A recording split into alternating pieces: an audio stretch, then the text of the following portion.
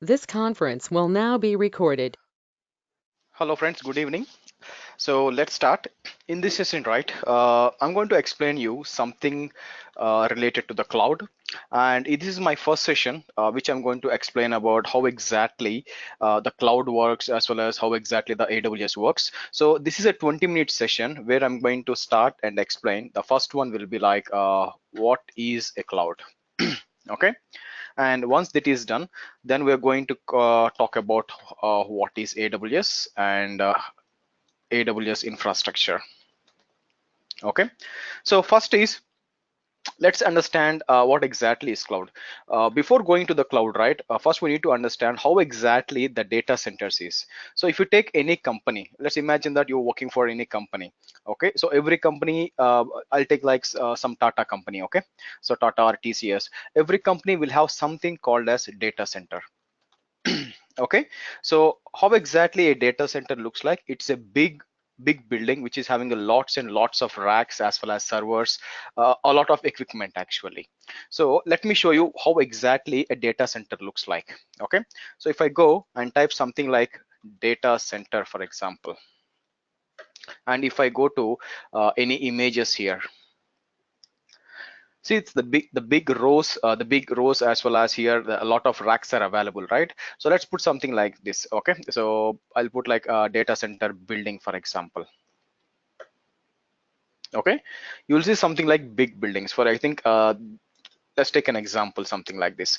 You see the cloud data center construction. So there'll be like I think this belongs to the Azure actually. So if I view image, okay, it's a small image. Let's try to open some big image. Okay, so what I'll do is I'll go here, tools, size, I'll say like large. Okay, so view image. Okay, if you see this, so this is basically a data center.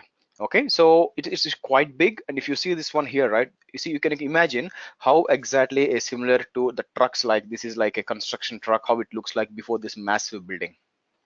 So normally, maybe that the normal companies might not have this big data center. So because this is a cloud data center, actually, I think this belongs to Azure, Microsoft Azure. But you can imagine like the data center will be like a big building. Okay, what exactly you will get inside the building, inside a data center?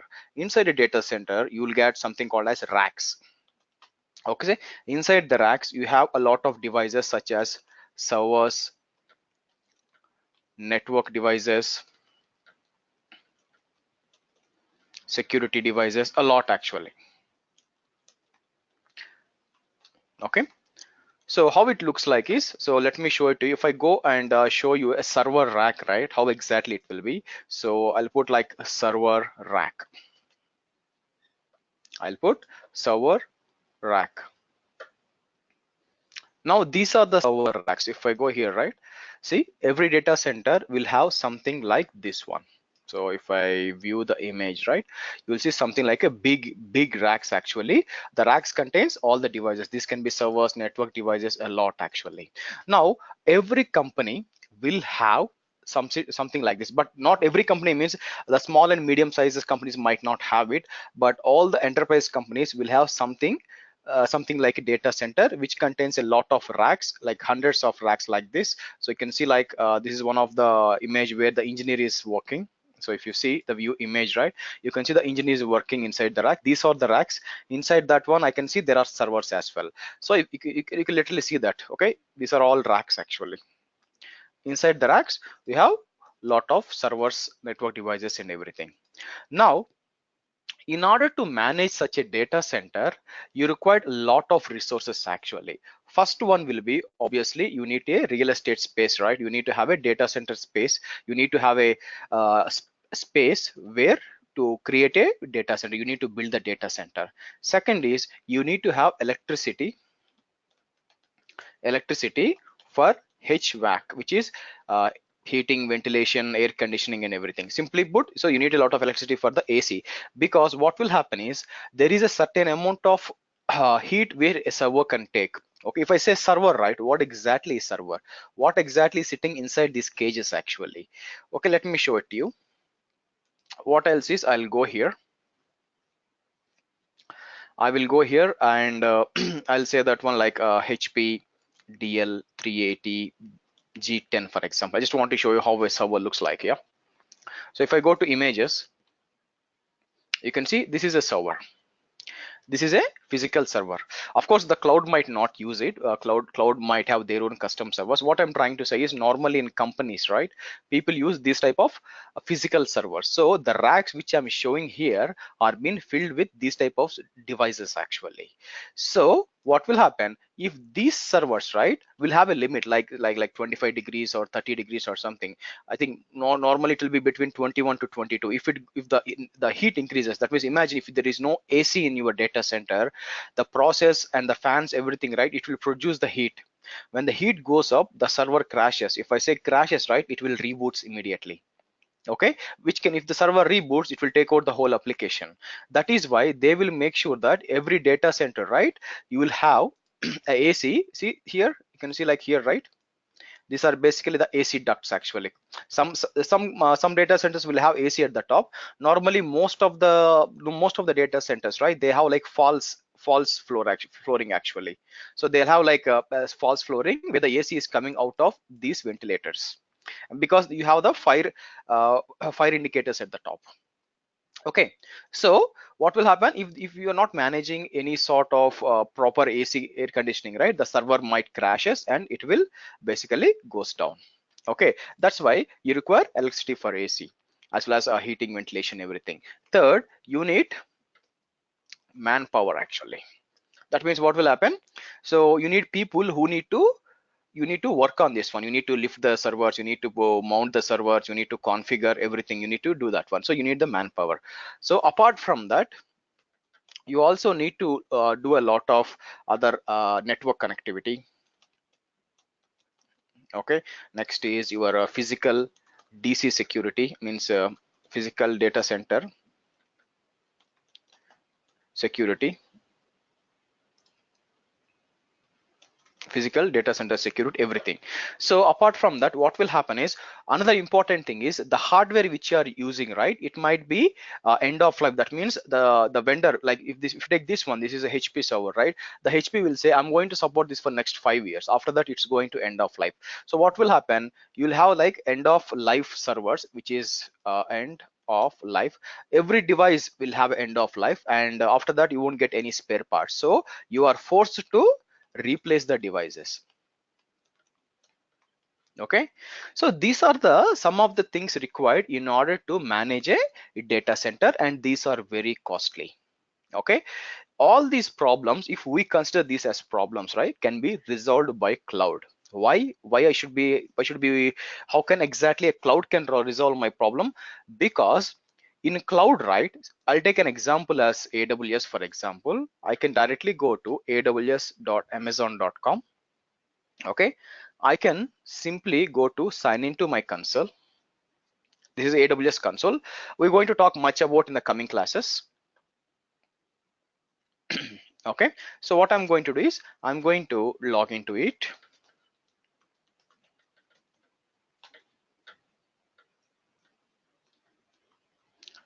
Okay, I'm going to punch my password, and here if you see, I have a multi-factor authentication enabled. So what I'm supposed to do is I'm going to put my multi-factor authentication, and I should be able to log in. This is like extra layer of security for my console. Even you need to do that. We can put for your Gmail system, your Facebook, your GitHub, a lot of things. Yeah. Now, if you see, I logged into the console, and what the cloud capability is, I can create my servers anywhere I want in this all these locations. You can find like 18 locations are there, and four I think in US, and a lot of Asia Pacific, EU, and everywhere I can go ahead and create my servers. And I really don't need the space, because the cloud vendor, in our case AWS, right, AWS manages the data center, the whole data center, the electricity, the racking and stacking of servers, network connectivity, physical DC security, end of life. I really don't need to bother about anything. Imagine I'm a startup actually. Imagine I'm going to create a startup based on some automobiles, for example. Okay, automobile startup, for example. Okay, now imagine if I want this startup, I'm developing an application, some XYZ application, which will be able to deal with the automobiles. Okay. Now, obviously, in order to get this up and running, right, you need to have a infrastructure like servers. You should have a network connectivity. You should have the operating system, security, everything. So imagine if just a startup want to deploy all these things, right? It will take like almost like 6 to 8 months to get a data center up and running, because you need to get a lot of government approvals, you need to get the electricity approvals and everything, fire approvals and everything, and then to get everything up and running you need at least 6 months, maybe at least 4 to 6 months at least. Okay, really, so like you can see like the startup cannot really waste 6 months of valuable time, because go to market. See, imagine there is something happened in India. It is called as demonetization. Demonetization, which has happened in November in, I think it is 2016, I think so. There is a demonetization happened where the government has declared all the current currency is invalid and they gave new notes actually. Now, when it was been declared on November evening, right, there is one company which became very famous during this demonetization. If you are Indian, if you are Indian, right, you can easily say it is a paytm.com. Okay, no one knows Paytm so much before this demonetization. Okay, after the demonetization, literally everyone from village to village, everybody knows about the Paytm. Imagine if the Paytm is not there before the demonetization. They thought that let's put a data center. Once the data center is established, then I'll go ahead and deploy, I'll create the app, develop the app and everything, right? So what might happen? Obviously they're going to miss their demon, this valuable thing happened, and no one really knows that one. Their competitor will get all the attention. So in any application, if it is a startup or enterprise application, doesn't matter, it is go to market is very vital. Okay, go to market means market is very important. That means you need to release your product as soon as possible in order to test this product, because you can't really release a junk, right? You need to give a workable product which is good with security and everything. You can't release some the product which is not secure, which can able to leak the data, all this nonsense, right? So you need to test a lot before you release the application. Otherwise the Google Play or the phone iOS, right, I mean iPhone iOS, they might ban your application. So you need to do a lot of testing before you go ahead and deploy this one. Okay, for that obviously you require a lot of infrastructure, right? You need to have servers, network, load balancers, security. Okay, a lot of things are required, and getting this through a data center will take a lot of time. So what I'm going to do, you can simply opt for a cloud. So what the cloud will do, cloud will give you everything you require. You really don't need to install anything. You just go here. Imagine this is the Amazon console. What I'm going to do is I'm going to EC2 here. Imagine I want to get a web server up and running, like I want to have some website, for example. How easy it is, see, let me show it to you. I don't have anything, I just have access to internet connection, that's it. I really don't have any data center, nothing. So what I can do, I can simply launch an instance. We're going to talk all this about when we start the classes means like next classes, actually next videos. So I'm going to select here. Don't worry about all these steps, I just want to show you how good it is. I can get 1 CPU RAM and 1 CPU and 1 GB RAM. So I'm going here, I'm going to here, so add storage, add tags. I'm going to put like my test server. Okay, configure security group. So review and launch, launch, launch. So what exactly I did, without having any of this one, I don't have a data center space, I don't have electricity, manpower, nothing. I need a server. I just went to the cloud and deploy a server. If you see, I'm able to get that one. So literally, what is a cloud? Cloud is actually a data center which is sitting in different locations here. A big data centers sitting in different locations, which will allow you to create all the servers, storage, network, security, everything. That's it. So there are different vendors which are giving this cloud actually. So which is AWS, Microsoft Azure, Google Cloud, okay, and SoftLayer. We also have like Oracle Cloud, etc., Alibaba, all these things. But you know that AWS, Azure and GCP are the major players. yeah, which are most of the workloads are running on that one. So if you see my server is up and running, if you see I can log into my server, check it out. So I'm going to come here, I'm going to select, so log into my server.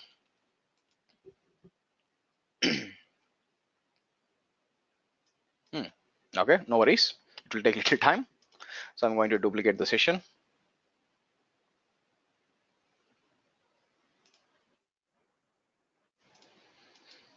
Okay, let's see if I have some inbound rules. Okay, outbound rules, everything is fine. So it should be able to connect. So might be I have logged in so early. So I'm going to duplicate the session.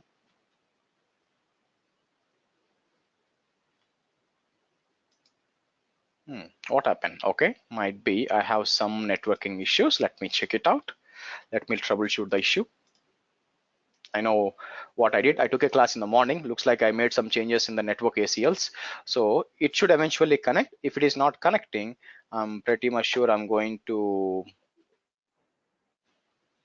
see I got some network error. So don't worry. What I'll do is I'll go to my network ACLs.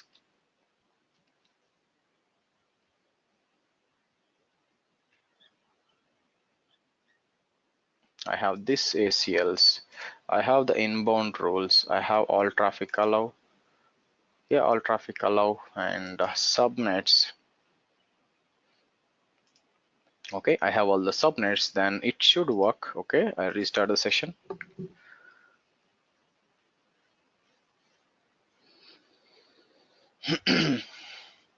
Or maybe let me check out the routing tables.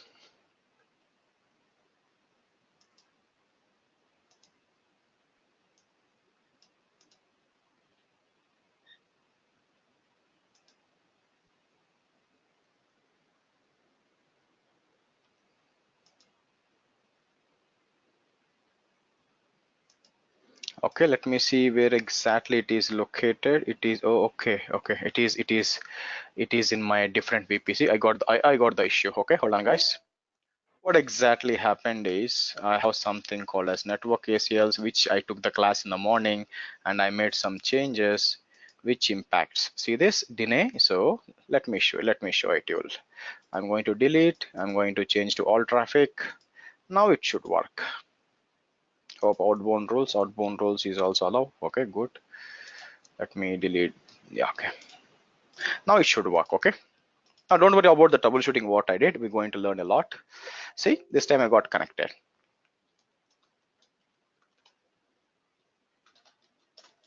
Okay, so what I said was, see, I don't have any data center handy, but still I'm able to deploy a Linux machine in East US. I'm going to put something like this. I'm going to install a web server. If you see right now, I'm going to copy this host name or DNS name. I'm going to put here.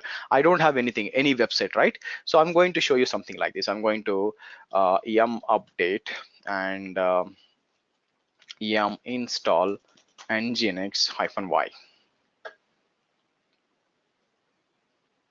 Okay, good.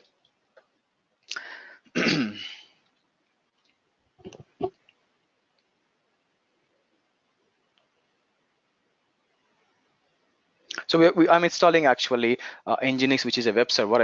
I just want to show you how easy it is in the cloud. You can go ahead and spin a server within no time and install a web server as you like and get your application up and running. Why the cloud is getting so famous is because the ease of doing the business. You can get your infrastructure, especially if you're working in a startups or you want to do the testing and everything, right? You can do it in literally no time. That's why. Okay. Now. So if I go and refresh it here, right? So if I refresh it, so I should get, okay, let me see, service nginx status is no. Okay, let me start it. Okay,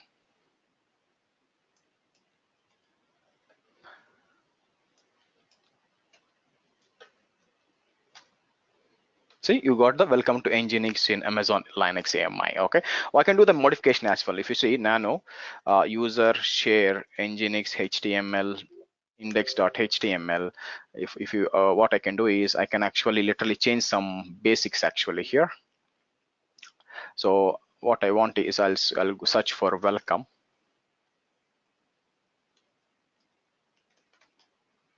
Okay, so I'll say that I'm going to remove this one. I'm going to put as welcome to the AWS training. Yeah, welcome to AWS, Azure, and DevOps training. Because I provide training on all these three, you can actually reach me on the email in the in the description to for any training related information. So let's just put like this. Okay, now if I refresh this one, right? See, welcome to AWS, Azure, and DevOps training. So what exactly I did? I just told you how exactly cloud can save you. Okay, cloud can save you from all this hassle of deploying your data center.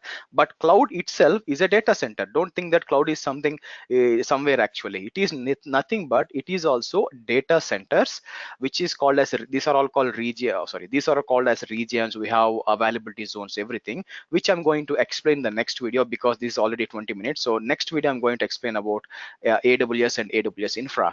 You'll understand more about what is region and availability zones in that video. So simply, with just having a one internet connection, sit in my home, I just deployed a machine and put a website in that one. It is so easy. Okay, now the major players in this cloud is, as I said, like AWS, Azure, and GCP. So what I recommend is you start with AWS or Azure, and then you can further okay, what exactly the expectation nowadays is, you need to require at least two clouds. So don't expect thinking that I'm going to learn AWS and all my problems will be solved. No, if you're planning to move into the cloud, right? If you want to plan to move, I want to become a cloud engineer and also want to become a DevOps guy and everything, you need to know about at least two clouds, and you also need to have a DevOps knowledge. Believe me, guys, I have a lot of students. You can actually search for me. Okay, so you can, if I go to YouTube, right? If you go to YouTube and if you put my name, which is Sriharsha Virapalli, right? You can see my channel.